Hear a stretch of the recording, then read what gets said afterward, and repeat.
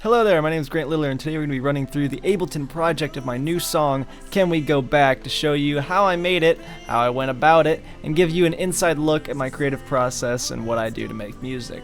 So let's jump right into it. Back to where we started, a world where broken hearts had seen their end. I know that I'm 1,000 miles away. So back in May of 2019, I met this girl who I would end up actually really liking, but we actually became really good friends, like best friends. One night I expressed my feelings to this girl, and there was nothing that she had back, so it just kind of led to a road of sadness for me. However, it didn't really seem like it was going to stop us from being best friends, but I would later learn that that would be a very poor assumption.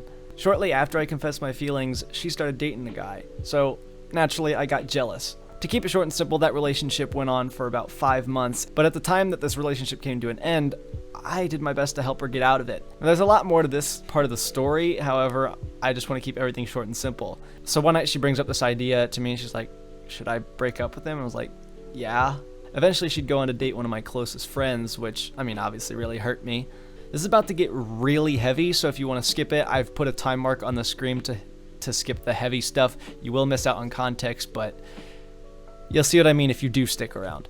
So one day I'm walking through the school hallways, and I needed to let her know in the most blunt way possible just how incredibly depressed I was feeling, because she is my best friend and she deserves to have that respect. So I just let her know, and I sent the words. Yeah.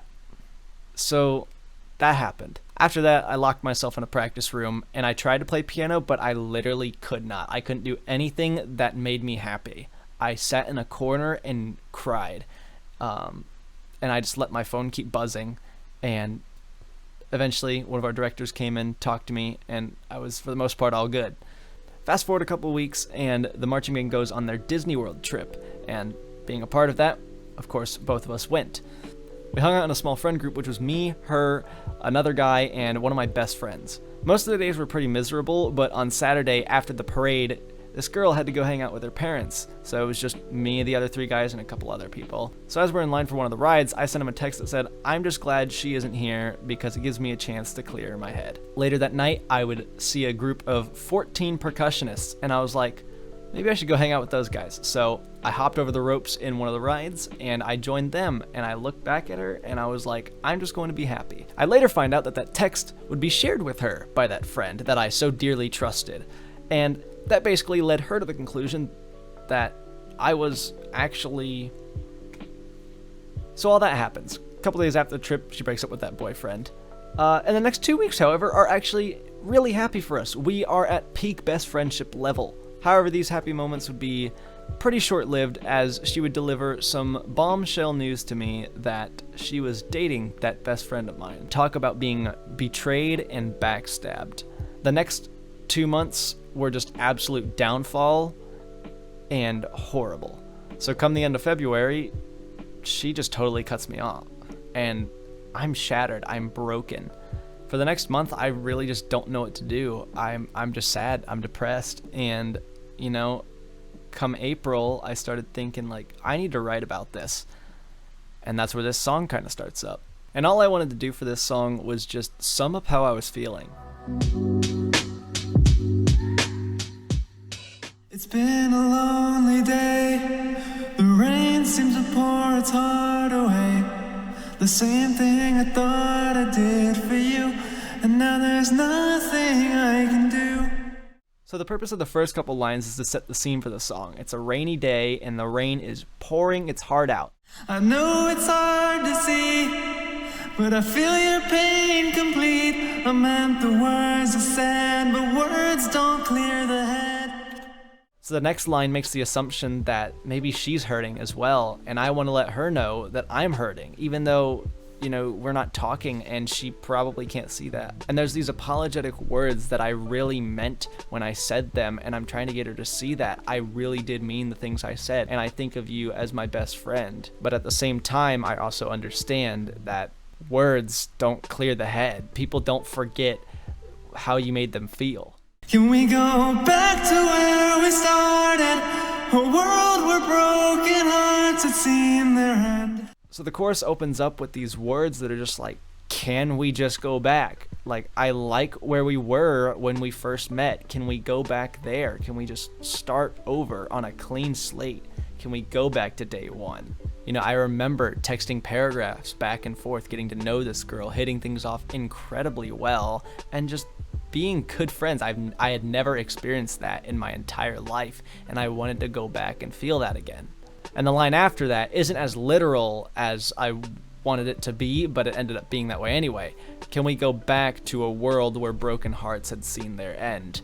And honestly, it's like, yeah, my heart's broken, but I just want my best friend back. I don't want to romantically pursue this person. I just want to go back to being friends, back to the way that things were. I know that I'm 1,000 miles away, but I still can't escape the way.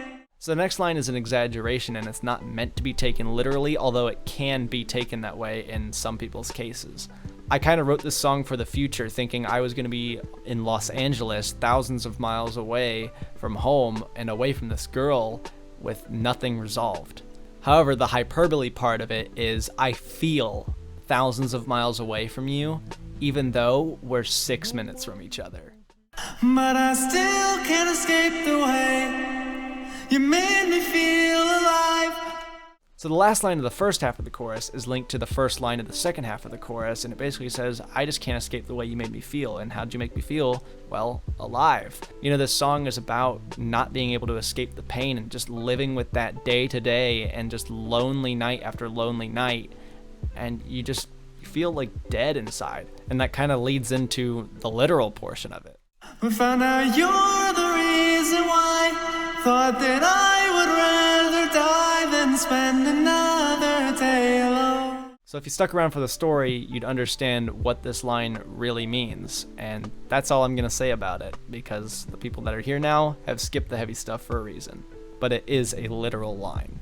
So next we get into the voicemail, which I'm actually going to skip over because it's just raw thoughts. If you read it out, it's just like what I would kind of say to her if I were to like leave a voicemail, you know, waiting for the ring and be like, I don't know what to say, but here are my raw, unfiltered thoughts. And that's kind of what that was. It was kind of improv and then revised. So I still think you're a friend. Well, maybe we could start again. So coming out of the voicemail, we dive a little bit into a part of my personality that's just like, I want to fix everything. And so I start by letting her know that like, hey, you're still a friend and maybe we can start again, and here's how. If that would be just okay with you, I'd like to know the girl I knew. So I kind of start by asking, are you okay with this? Because I'd really like to get to know you again. It's pretty straightforward. I'm still awake at night. In the absence of your light, I'm still asking questions that I know the answer to. It almost feels like this part of the verse is like, you know, things aren't going my way as I'm talking to her, and I'm like, look, I'm still up at night, and I don't know what to do. You're not here. I can't ever talk to you. I can't hang out with you, and I'm just desperate. And every night I'm overthinking things, and I'm still asking these questions that I already think I know the answer to. Can we go back? No, we can't. It'll never be the same again. Can we hang out? No. Like, is it even worth it? No. Should we do it? Maybe not. You know, like, is it even worth it? Probably not. I'm still gonna ask the question anyway. And that just goes into the last chorus, which is, can we go back to where we started? No. And then the last voicemail just ends with, you know, here's how I want to fix this. Here's my final message to you. And that's where the song ends.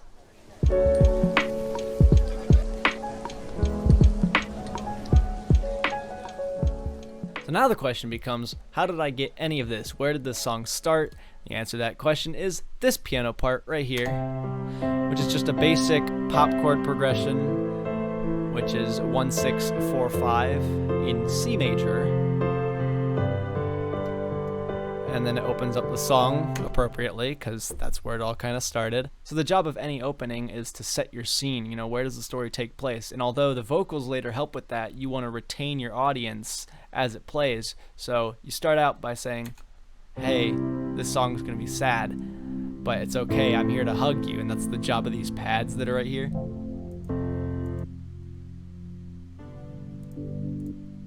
And then we open out of the hug. It's like, go explore, be on your own, and just endure this. vocals come in to accompany the piano, which was the original goal of this song. It was originally just going to be all piano and vocals, but I was like, no, it needs something else. So we end up bringing the pads back, which, same exact thing. We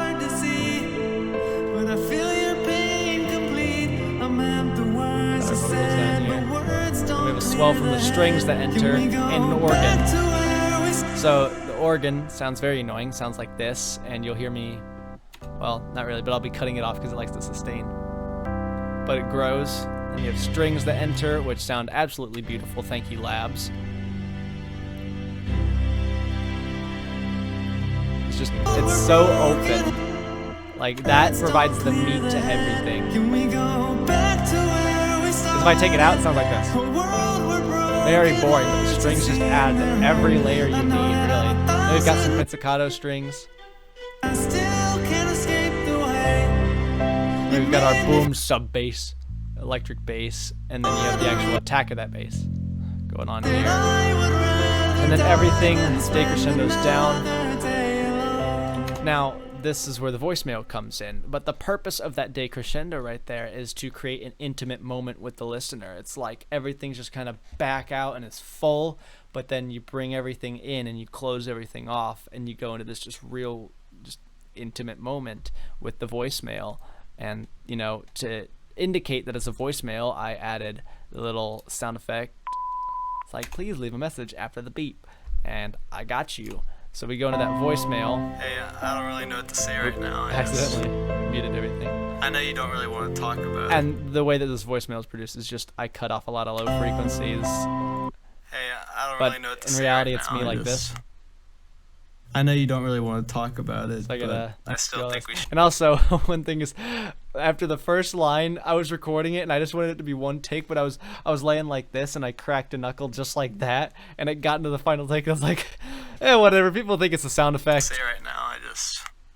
That's me cracking a knuckle right there. And there's another one. Another important part is the strings. At the end, the strings have a lot of mid-range to them, and that really poked through the mix at the end. So what I did is I brought down the EQ here to not have so much mid-range and allow room for everything else. So the most important thing that's happening in this section is all the dynamics and all the shaping, the crescendos, the decrescendos in the strings and the piano. The piano is kind of more macro, but the strings are very much micro dynamics, micro dynamics.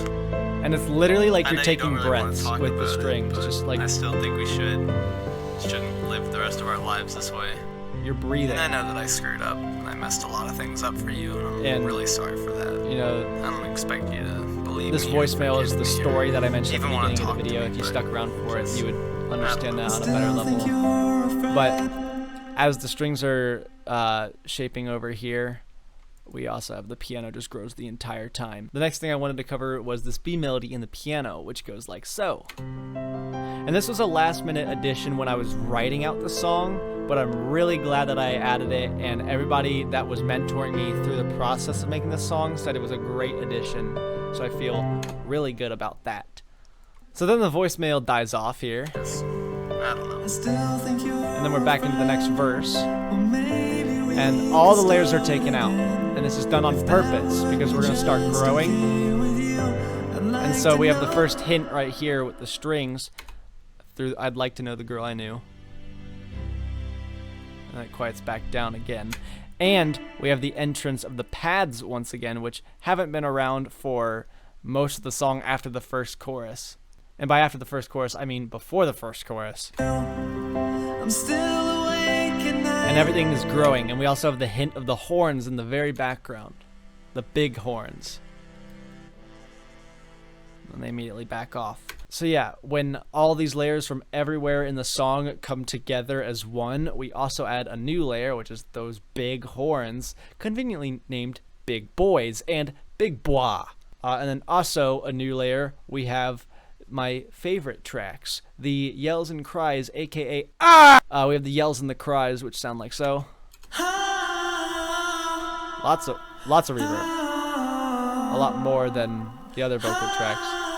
But yeah, those are just all the layers in the second chorus. So now we're going to start growing the track, and one of the ways that one of my mentors put it was there's a difference between a cymbal crash and a cymbal roll. If you are rolling on a suspended cymbal, you have shh, and then you have just psh, you know? So you don't just want to have everything mellow and then out of nowhere just be like psh, which is how the track originally was. There was none of this stuff. There was no pads, there was no strings before the second chorus. It was just kind of everything exploded.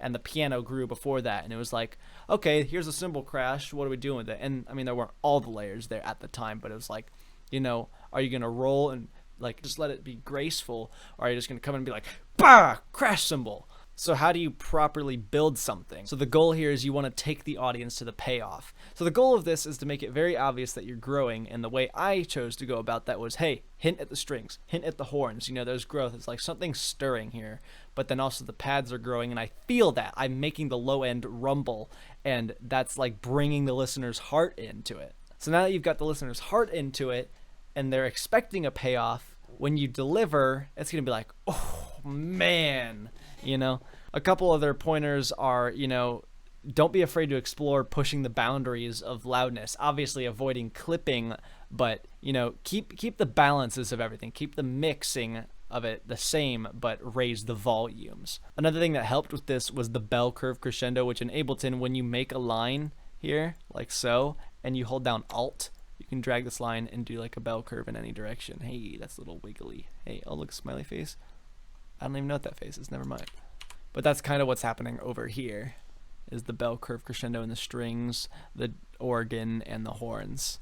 Now the other thing that comes later with mastering is, you know, think about people listening in the car. You want them to turn it up because they want to, not because they have to. So, you know, when you're applying your master chain and limiting everything, you know, make sure you don't kill the volume entirely, because then people have to turn it up, and that's really annoying.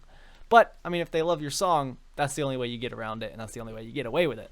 And finally, the biggest challenge when making an emotional track, it's a very politically incorrect statement for music, there is really no such thing, because here's why. You can't label a song as emotional, and the reason for that is the listener makes their own story out of it, regardless of the mood you set to it. In EDM, and a lot of the instrumental EDM with no lyrics, I kind of tie a lot of those songs to memories I've had in the past. And, you know, I might have been sad while I was listening to this really happy song, and it, you know, or maybe I'm sad now, but they were happy memories, and so it kind of like reprograms that. So it's just, it's hard to explain, but I hope I could get my point across a little bit at least. You know, the reason I bring that up, and the biggest challenge for this song, is I know the story, and it's all about how I tell that story. You know, the reason I might be brought to tears may not be the same reason another listener is brought to tears. You have to tell the story, and you have to do it effectively. You have to do it through the content of the music, not so much the context of the music. You know, when you combine content with context, that's how you tell a story through a song. If you can't do it through the instrumental alone, you probably need to go back and rework your instrumental. So another thing I do here is, after we get to that payoff I was talking about earlier, I quiet down the impact after it happens, so I get there, but then back off, and that's kind of what you can hear. You can hear like everything is like, "Bwah," but it just backs off just a little bit, so it's like it's big and it hits, and it, you know, it kind of processes in the brain, but then it quiets down, and we're kind of like, you can bring out what you want to bring out. It's kind of difficult to explain, but, you know, get there and then back off just a little bit, just a hair. The thing is, the more you explore effectivity, the more the thoughts and memories of others are going to surface for them, maybe in an uncomfortable way, but good for you. So yeah, just make sure that your instrumental alone is sustainable before going about vocals and other stuff. I think that's a great tip. But then everything just kind of floats out after the chorus. I don't want you to change. You've always been enough to me. All the layers disappear, kind of just like the beginning. Same chords from the beginning. It will always stay that way. Voicemail. Still here for you whenever you need it. Favorite part. Just call me. Float. And it's over. And just like that, that's kind of how the song was made.